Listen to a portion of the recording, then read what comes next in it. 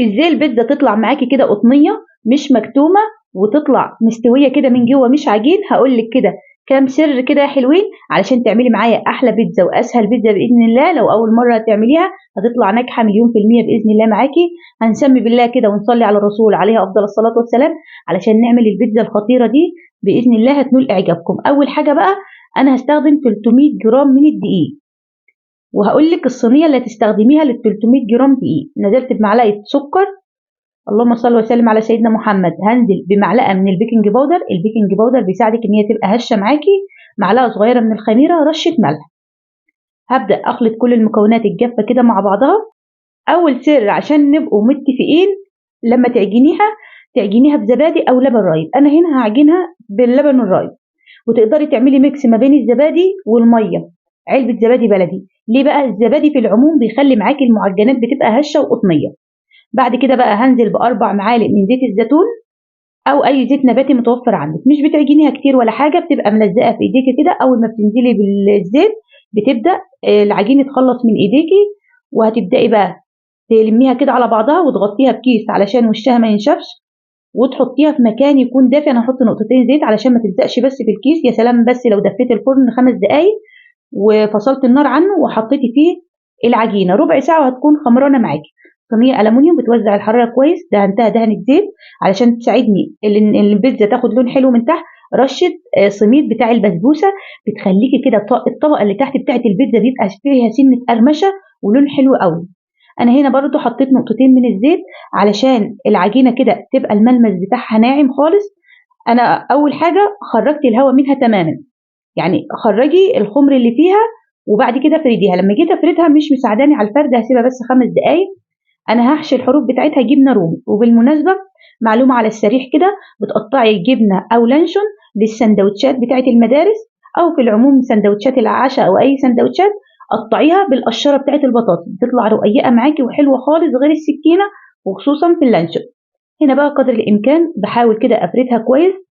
الصينيه اللي معايا 30 سم، يبقى 300 جرام من الدقيق. حبايبي اللي مش عارفين ال 300 جرام اكتر من الربع كيلو. استخدمت لها صينيه 30 سم. لو ما انتش حابه تحشي الحروف عادي براحتك. هنا بحاول كده اخلي الحروف طالعه لفوق زي ما انتم شايفين قدر الامكان علشان لما احط الحشوه اقفل عليها. اهم حاجه الشوكه علشان ما تنفخش معاكي في الفرن. ومن الحاجات الاساسيه علشان البيتزا تطلع معاكي ناجحه مليون في الميه باذن الله، تكوني مسخنه فرنك قبلها ب10 دقائق. بتدخل الفرن سخن درجه حراره 200. مهم جدا. ليه بقى؟ علشان اول ما بتشم النار هي فيها خميره وبيكنج باودر، تبدا كده تبقى هشه معاكي ومش مكتومه في بعضها. لو دخلتيها والفرن بارد على الصينيه ما تاخد سخونيه بقى الفرن وكده، هتاخد وقت طويل معاكي في الفرن وهتطلع معاكي ناشفه ومش هتعجبك خالص. هي هتاخد معاكي في الفرن ربع ساعه مش اكتر من كده. هنا هقفل كويس بقى على الجبنه وهبدا اعمل لها شكل كده بالشوكه. انا بقول ادق المعلومات علشان في ناس مش عارفه الحاجات دي فتعمل كل الخطوات والبيتزا ما تطلعش معاها ناجحه بسبب الفرن. هنا بقى الصلصه اللي هحطها على البيتزا هقول لكم برده، انا عملتها معاكم قبل كده بس هقول لكم عليها. انا برفع طماطمتين على النار مع بصلايه يغلوا لمده 10 دقائق، وبعد كده بسيبهم يبردوا واضربهم في الخلاط واصفيهم من القشر اللي بيبقى موجود فيهم. وهنزل بقى بالتوابل بتاعتي: توم باودر، فلفل اسود، ماجي فوريه، بابريكا مدخنه. وعلى فكره انا استخدمت كمان ال7 بهارات للي حابب يستخدمهم براحته.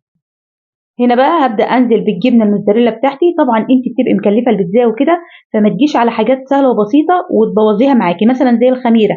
لو ما انتش ضامنه الخميره بتاعتك لازم تختبريها مثلا في شويه ميه يكونوا دافيين زي دمع العين كده، لان الميه لو سخنه قوي هتضيع نشاط الخميره منها.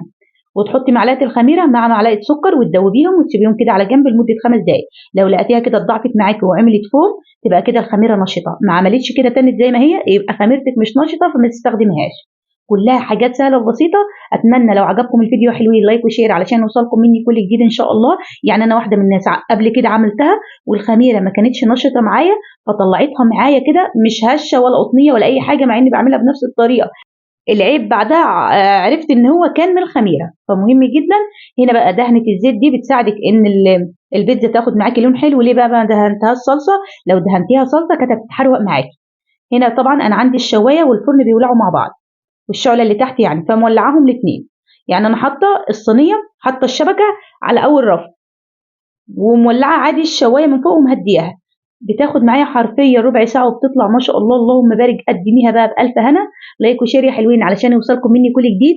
والحرف كده بحاول اوريكم واقرب كمان قد ايه قطني ومستوي معايا، وهفتحها لكم كمان من جوه قد ايه برده ان هي قطنيه مش مكتومه كده او عجين من جوه. شايفين معايا كل ده من الحاجات البسيطه اللي انا قلت لكم عليها، لو اتبعتوها هتعملوا احلى بيتزا.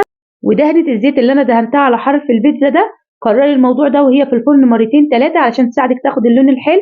مع السلامه يا حلوين.